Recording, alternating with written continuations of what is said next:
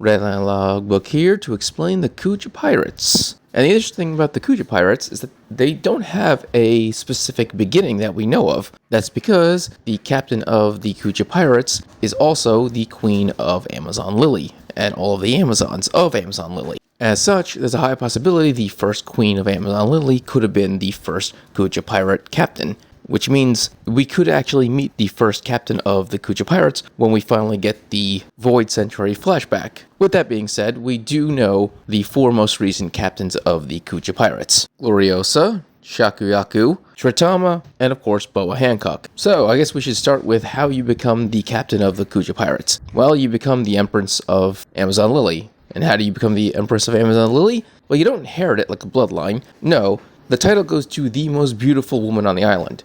And on the island, beauty is strength, and strength is beauty. And so, you have to be literally the physical strongest on the island, and you will become the Empress. Which heavily implies that the way they determine who is going to be next in line for the Queen is by having a giant fighting tournament, where they all fight each other in that giant arena that sits in the middle of their country. We don't actually know how long Gloriosa was the captain of the Kuja Pirates. It didn't seem to be very long, because she spent most of her time chasing after Gold Roger after she fell in love with him.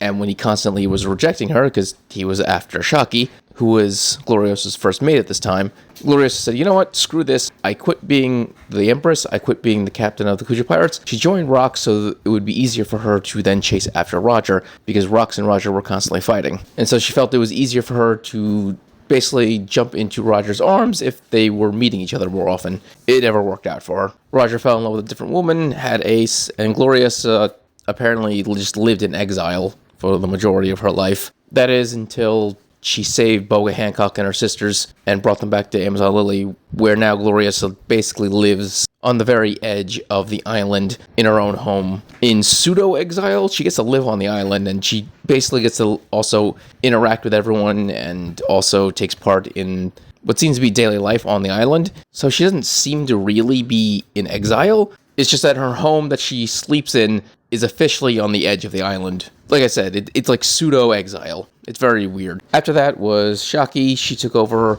for maybe a couple years. She wasn't queen for very long before she decided to quit and also decided to join the Rocks Pirates. But she didn't actually join the Rocks Pirates. She just decided to take up residence on Hachinusu, which was Rocks' territory, where she opened up a bar, her first rip-off bar, where she basically ripped off everyone there. Also, the line for her bar was so long, you had to set up a reservation months in advance to get ripped off by her, because apparently every man in the world wanted this woman. But the one she fell in love with was Rayleigh, the right hand of Gold Roger, and was only on Hachinisu after she sent a letter to Rayleigh telling him that she'd wait for him. And that's basically what she did, until eventually she was kidnapped by the Celestial Dragons, where she was put up as a prize for whoever won the rabbit hunt at God Valley. The rabbit hunt being the massacre of the entire island's inhabitants. Fortunately, the entire Rocks crew and the Roger Pirates all attacked the island to save her. Rayleigh specifically charged in to get her himself, telling her that he's finally come for her. And so her and Rayleigh end up getting married. It doesn't appear she stays on the ship. Most likely this is where she officially sets up shop on Sabaody Archipelago, where she opens up the new Shaki ripoff bar, where after Rayleigh is done sailing with Roger, that's where he'll end up, and the two just live as a happy married couple on the archipelago. Now, after Shaki left, obviously, next in line, Tritama takes over. Tritama, we know the least amount, even though she is the one that we know was queen and captain the Kuja Pirates the longest. She seemed to be quite young when she first took over, because we get to see her in the Rocks flashback, where she is basically an underling under both Gloriosa and Shakyaki before she herself becomes the Empress. She becomes the Empress a year before God Valley happened, and Boa Hancock became Empress 13 years ago, which means Titana held on to the title of Empress of Amazon Lily and captain the Kuja Pirates for 26 years. And that's literally all we know about this woman, other than the fact that she died from love sickness, because just like the last two empresses, she fell in love with a man, but she chose her duty as empress over chasing the man she loved, and as a result, she died of a broken heart. And so that's when Hancock took over at age 18. Now, Hancock, she's the one that we know the most about because she is the current Empress and also a major character in the story. So, the women of Amazon Lily and the Kuja Pirates obviously are basically one entity, but there are a set of rules. First off, you don't automatically become a member of the Kuja Pirates just because you volunteer for it. No, you have to be strong enough to join the Kuja Pirates. Before then, you have to start out as a member of the Island Guard. Now, they don't really have to guard from outsiders very often because they're in the middle of the Con Belt. The city guard seems to fight wild animals that come in from the jungle because Amazon Lily is surrounded by jungle. And so the ladies of Amazon Lily all join the guard, where they are then immediately taught multiple forms of combat, including hockey. Even though hockey is an ability that is rarely known around the world, even Luffy didn't know about it, even though his grandfather is Monkey D. Garp, a vice admiral. Everyone on Amazon Lily knows what hockey is and trains in it basically daily. And as I said before, once you become strong enough, you eventually are then allowed onto the ship as a member of the Kuja Pirates. The crazy thing is, Boa and both her sisters were children when they became Kuja Pirates, which means all three of them were already basically stronger than the majority of the adults on the island at that point.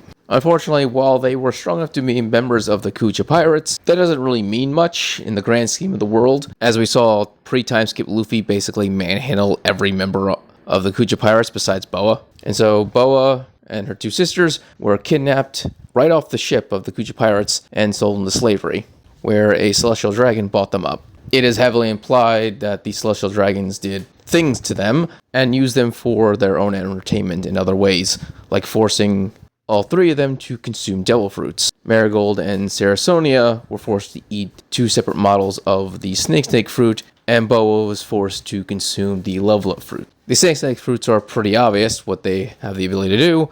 They allow the individual to transform into a snake or into a human-snake hybrid, depending on the model. One was King Cobra and the other one was a boa constrictor. And of course there were powers relative to these specific snakes, like the boa gave Sarasonia the ability to wrap around her opponent and crush them like a boa, and Marigold's ability gave her the ability to spit poison. As for the level of fruit, it gives Boa the ability to turn anyone into stone in multiple different ways, as long as they are attracted to her. This works out great for Boa Hancock because she is the most beautiful woman in the world, and so there is no one in the world that does not find Boa Hancock attractive, other than Luffy, who is basically asexual. There's really no other way to put it.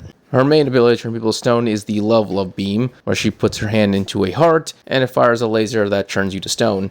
Outside of that, she can also turn people to stone by touching them. Any part of the body she touches with any part of her body turns to stone, which is devastating whenever she kicks you, because when she kicks you, she doesn't just turn that part of your body into stone, she's now kicking stone, and so you begin to crack and fall apart. And so she can actually shatter you and kill you quite easily if she does this. Now, the three of them were stuck as slaves until Fisher Tiger decided to climb the Red Line and implemented his mass break of the slaves. Boa and her sisters were pretty much lost and trapped on the Red Line, wandering about, doing everything they can to survive, until eventually they were discovered by Gloriosa, who got the help from Rayleigh and Shocky to help them back to Amazon Lily. The part about them being slaves was completely covered up and hidden for years, to this very day in fact, and eventually Boa Hancock was able to become the new Kuja pirate captain and queen of Amazon Lily. The world government, hearing about this, immediately put a bounty of 80 million on her head because they feared the Kuja pirates and decided, okay, you know what? How about we just make the captain of the Kuja pirates a warlord? And so they gave her an offer.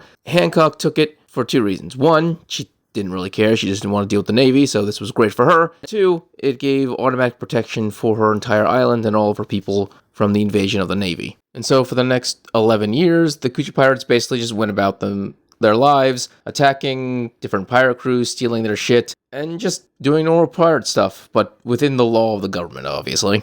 That is until Monkey D. Luffy was sent to the island by Kuma. And so a series of insane events happened that eventually led to Boa Hancock falling in love with Luffy. Now, people mistakenly believe that the reason why Hancock fell in love with Luffy is because Luffy rejected her. This just was something that she couldn't imagine and it turned her on. No, that isn't it at all. In fact, she gets mad every time he rejects her and calls her ugly. Hancock is very petty when it comes to her looks and demands that everyone think she's beautiful.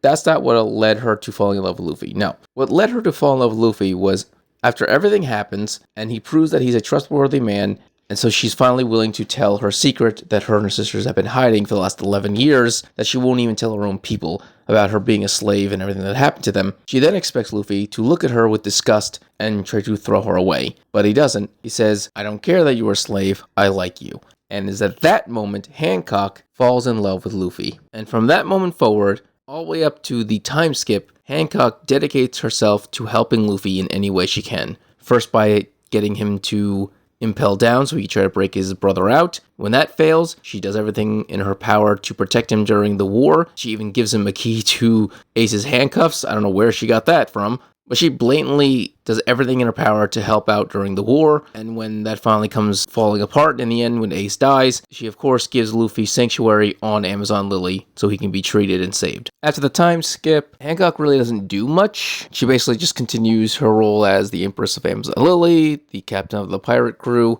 and nothing changes for her, that is, until the warlord system is abolished. Without the legal protection of the warlord system, now she has to confront the navy that has the ability to travel through the calm belt with ease, and they most immediately attack her island, and her and all of her people are forced to fight against the navy. On top of that, Blackbeard decides to attack at the exact same time, leading to a three-way conflict. Eventually, Hancock herself decides to get involved in the battle, and she basically annihilates everyone with her devil fruit, turning all of the Blackbeard crew and all of the navy into stone, excluding two people who were able to escape her attacks, one being Kobe and the other being Blackbeard himself. Boa would have died at this moment if it wasn't for Rayleigh showing up and basically threatening Blackbeard. Rayleigh admits later on that it was a bluff, but it still worked. Blackbeard backed off, Hancock unfroze everyone, and both the Navy and the Blackbeard pirates were forced to flee the island. Normally, after I finish talking about the captains, I usually then start talking about the crew members, but we don't really get much of their personalities or what they can do physically or whatever when it comes to the Kuja pirates. Oda heavily focused on